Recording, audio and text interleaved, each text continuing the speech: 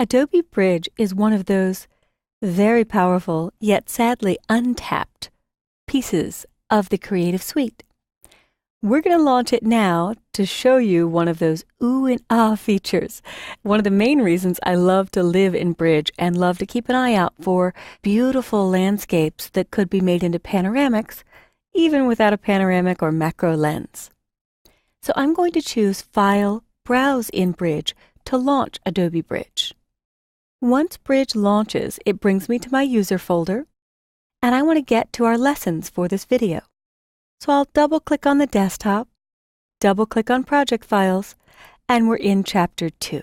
Now your Bridge preview may be smaller, so there's a slider down here at the bottom right to make the images in this folder larger or smaller, and you can see that I've taken a few shots that could be turned into a panoramic. We'll start with the Palace of Fine Arts. And I was actually taking this during a solar eclipse in San Francisco, but I think the eclipse had mostly passed at this point. I took 3 separate shots without a tripod, and if you look at each one, you get a slightly larger preview here. The third shot, and it may not be third in the proper order, I'd have to check the date created and the time, but the third shot is clearly lighter than the first 2. If you look at the palace, you can really see it. That's all right. Photo Merge will stitch them together, scale them, and color balance all 3 shots. So I'm going to select Eclipse 99, 100, and 101. If 99 is selected, I could simply hold down Shift and click on 101. Shift always selects from the first item to the last item you clicked on. So if there was a 99, 99A, B, 100, 100B, and then 101, it would grab everything in between. There's no need to hold down Shift, click, and click. I could simply have the first one selected, Shift, click on the last one. Just a little Kelly tech tip. Now, here comes the magic. Under the Tools menu, down to Photoshop, is Photo Merge. And I don't even need to mess with these defaults. Auto usually works beautifully, so I'll just leave everything on the default and click OK. And this computer is pretty beefy. I do have a decent amount of RAM. If you have less than 2 gigabytes, this may take a lot longer. Ideally, I recommend 4 to 8 gigabytes. 4 is a minimum, 8 is preferred if you're doing a lot of complex stitching like this, or 3D, or working on very large images. Each shot was 28 megabytes from my Nikon N1 camera. But I forgot to wait for the ooh and ah. Here we are. If I zoom in, it may look like there's a little ripple in the image where this bird is flying through. But if I hit Command plus or Control plus a couple times to zoom in, or for the mouse people, View zoom in, there is no seam whatsoever. I also love the spacebar trick to click and drag to pan around your image. Ooh, there I could see a little reflection of the eclipse, I believe. So looking at the right, in my Layers panel, I have 3 layers. And I'm very happy with the conversion, but if I wanted to peek and see how it stitched everything together, technically I have a layer and a layer mask. I can hold down Shift and click on the black and white layer mask thumbnail, and it temporarily disables the mask. Shift click again, it's back on. So you could see a bit of the scale and the blending and this beam of light that came through perfectly, but if I had left the original shot, wouldn't have lined up at all. I'll Shift click on the second one, and there you could see the big color shift and some scaling that Photoshop did, and even these Newton rings, which I really like. I always call them Antoine rings. I don't know why, but on the first anti-Newton spray I used on a scanner, it just read to me like Antoine spray. But I do know what they're called. It's just a Kelly funny phrase. I'm very happy with this result. So what I'm going to do now is View, Fit on Screen. I will go to my Layer menu and choose to flatten this image, because this is a big file. The flattened file size is 161 megabytes. So again, if you don't have a lot of RAM performing this exercise on this big file, may not be your best bet. I'm going to jump to a smaller set of images next, so you could just wait for that. The layered file is 295 megabytes. I don't need the layers. I'm very happy with what Photoshop did.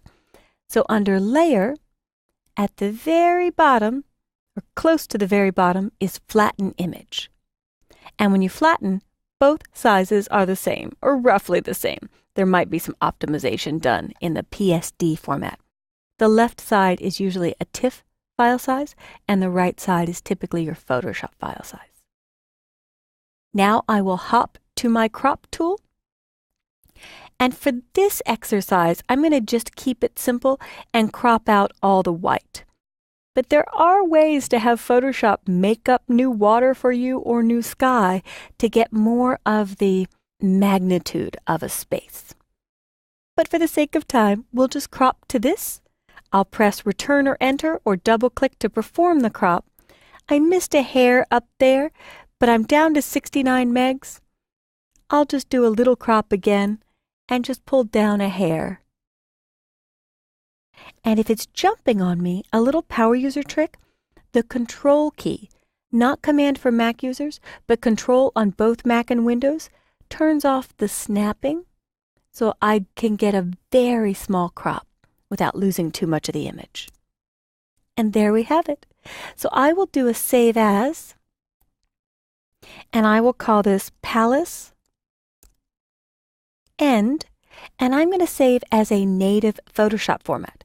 I don't want to re-JPEG these because it would compress an already compressed file, so I would lose quality. I could go to TIFF, the tagged image file format, and do a little compression that doesn't damage the file. But for now, we'll do Photoshop. Most all of my files stay just in PSD or Photoshop native format. And then I'll come back to Bridge, File, Browse in Bridge, and I'll try the next series of images, Hetch Hetchy Dam up in Yosemite. So if I look at this, this is actually the middle. I think that is the right side of the image. No, that's the left. And these two are the right? I may not even know. Photoshop will figure it out for me. It has a very complex algorithm which compares overlapping pixels, RGB values, and contrast edges. So I was on Hetch Hetchy 04, and I shift-clicked on Hetch Hetchy 01, and I will run Tools, Photoshop, Photo Merge. And I'll leave the defaults and click OK. And let's see which side is which. I actually put these in a different order intentionally to see how Photoshop would do. I had a student do 64 independent shots of the Grand Canyon into one seamless panoramic. It's astounding how complicated it can be and how well Photoshop does. The only thing I've had issue with is shots of just water and sky where there aren't a lot of high contrast edges. So if I zoom in with Command plus or Control plus or View Zoom in, it may look like there's some stitching, but that's just a screen artifact. This is perfectly seamless. And I can use my scroll bars to scroll over. Nice little waterfall in the background. So this was the left side. Then we have the middle. And then these two pieces were stitched together. They were separate shots. If I hop back over to Bridge, this shot was part of that shot, so they actually are reversed. I just use Command Tab on the Mac or Alt Tab on Windows to hop back to the last program. And I will do View, Fit on Screen. My layered file is massive, so Layer, Flatten Image, and then I'm still on the Crop tool, so I will just pull in a bit and crop out the white. Absolutely love this feature, and I use it all the time. Even shots I've taken with my iPhone, it will stitch together in a gorgeous panoramic. And although I shouldn't do this, I'm going to throw in a last little bonus. If I use the Quick Selection tool and select this blank white space, and I'll try to go slow, but choose Select, Modify, Expand by 10 pixels. 10 seems to always be my magic number that works well. I can choose Edit Fill, leave it on Content Aware, which is the default, and click OK, and Photoshop will make up new image data in that spot. It's like magic, even the trees. So select, deselect, and there we have a gorgeous, seamless panoramic taken from 4 independent shots without a tripod. And on this image, I'll do a save as. And this is Hetch Hetchy, which I always have to double check the spelling on.